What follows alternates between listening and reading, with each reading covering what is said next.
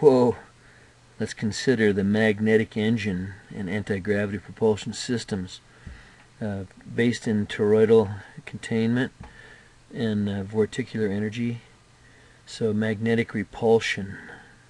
Hey, remember, this is based in geomagnetics, which is based in the very simplistic concept of the Earth's magma and interface between the magma and the Earth's core, the plasma element.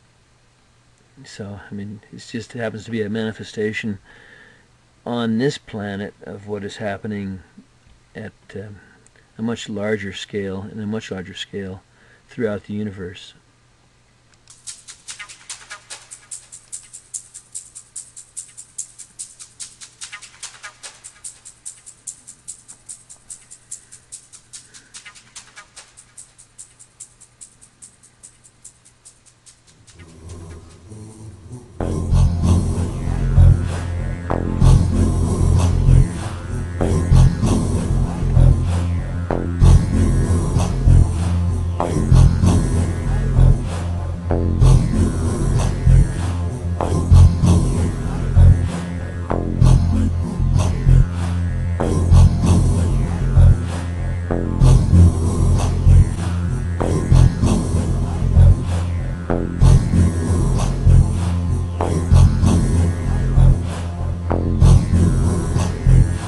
Wait a second. What's going on here? 1, 2, 3, 4, 5, 6, 7. 1, 2, 3, 4, 5, 6. Does that make sense, doesn't it? I thought I counted 7, but really there's 6, isn't there? 1, 2, 3, 4, 5, 6. 1, 2, 3, 4, 5, 6. 1, 2, 3, 4, 5, 6, 7. Yeah.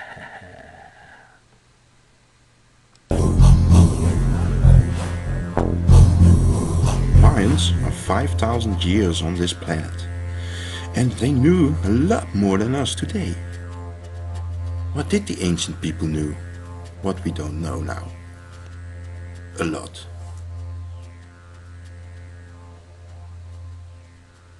For example, let us play with some magnets.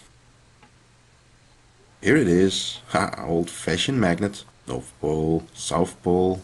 Let's bring in some long magnets too. Point the opposite poles. Contraction. Attraction. Magnetic attraction. Some force. Let's rotate the long magnets. Now let's see if we can shape the magnet a little bit different.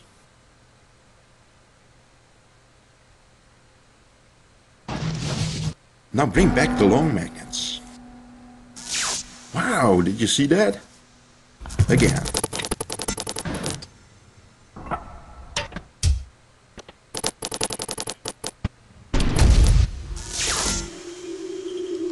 Magnetic repulsion, or anti-gravity propulsion system.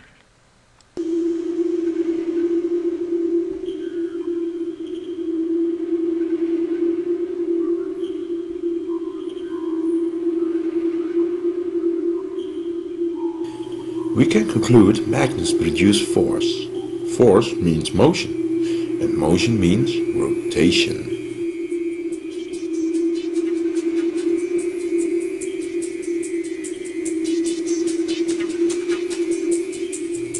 The Mayan Engine.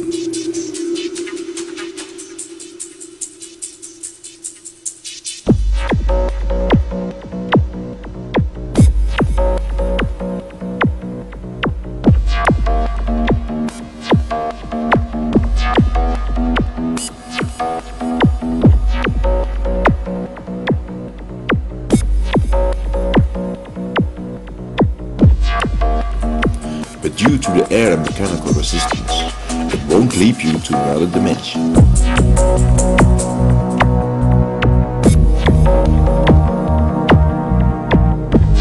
Here you can see the essence of magneto-toroidal confinement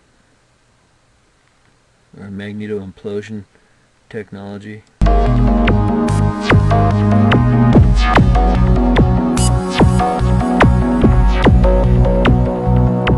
So you notice all the vorticular aspects. Here's one big vortex. See what I mean? And it's like you would see in weather sign on the surface of the Earth. It could be a high pressure center here, and it could be the arm of a weather system. So it's a manifestation of gravity and rotation, magnetosphere.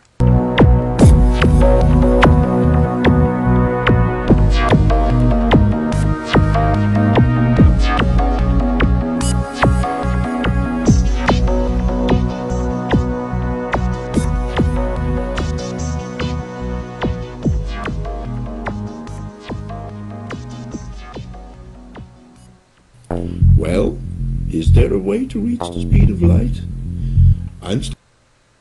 Something I want you to just kind of take a quick look at here that you might not have noticed. But I do.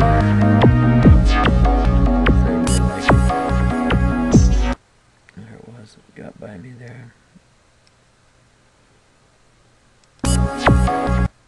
See right here you can see the articulation or a vortice in an icosahedronic projection. Right here it is.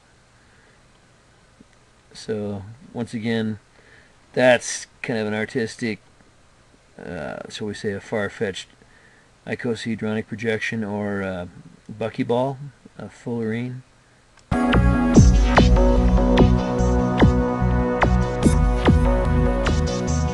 There it is again, quite obvious there. That's the one I really wanted to see. It's right here. Geodesic projection. See the vortice right here, vortice, vortice, vortice.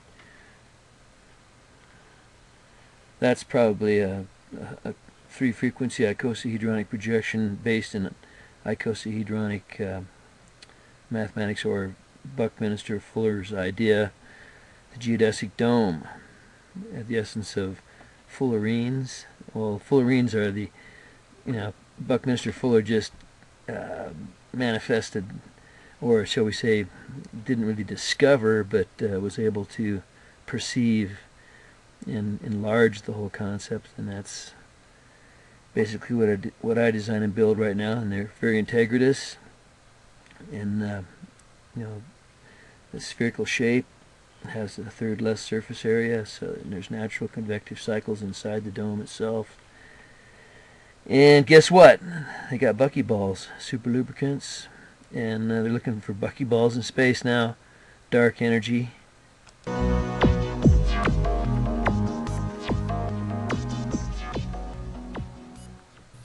Well, is there a way to reach the speed of light? Einstein said, if you are very close to the speed of light, time and space will bend.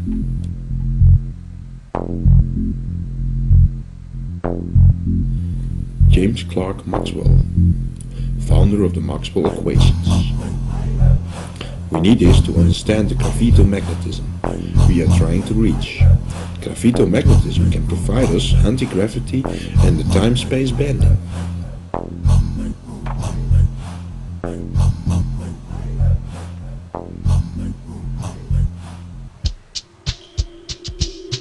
See, once again, you see the manifestation of this toroidal confinement. Now, this is a rectilinear application here. I don't really like that one very well. Now, I like this one, spheroidal. So here's your vorticular winding. We're getting more advanced here. Here we have a donut coil and a donut chamber. Okay, let's wire it.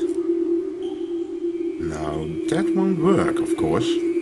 Luckily, there was this great scientist. He knew how to transport electricity without wires.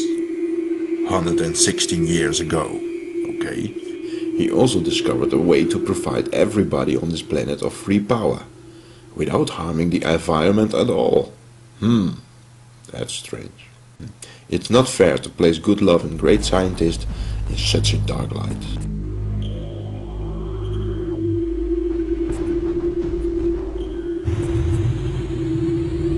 So we have the power on place, but it still won't work. We need a superfluid, a fluid with no resistance at all. The boson family, Higgs boson particle, fermions. If we can get our hands on such a fluid, we need a very good container to hold it. Because if there is a hole of just the size of one atom of the fluid, then the fluid runs through instantly. We are getting closer now.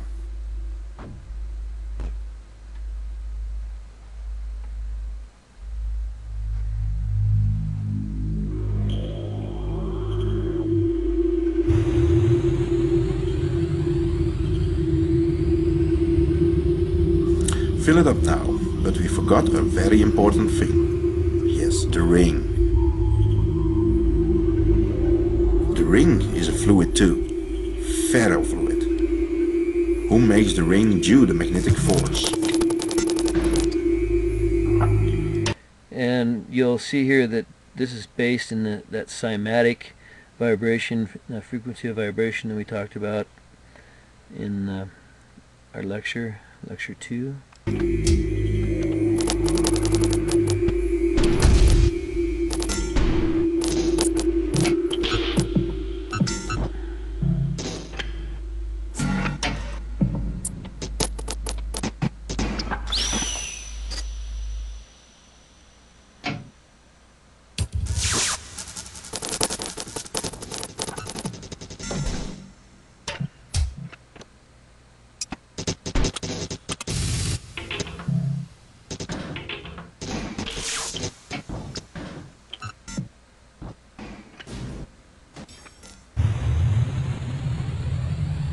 Now the setup is complete and we can start the engine.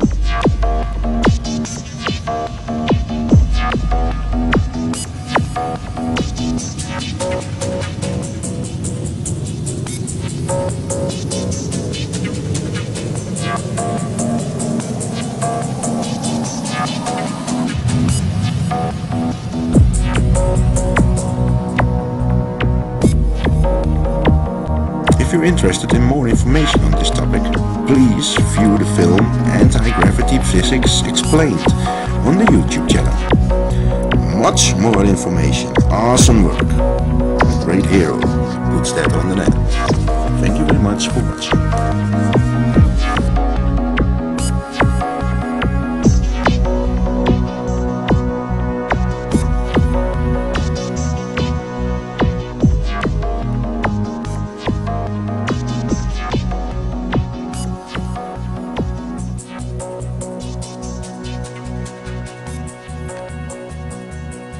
Excellent.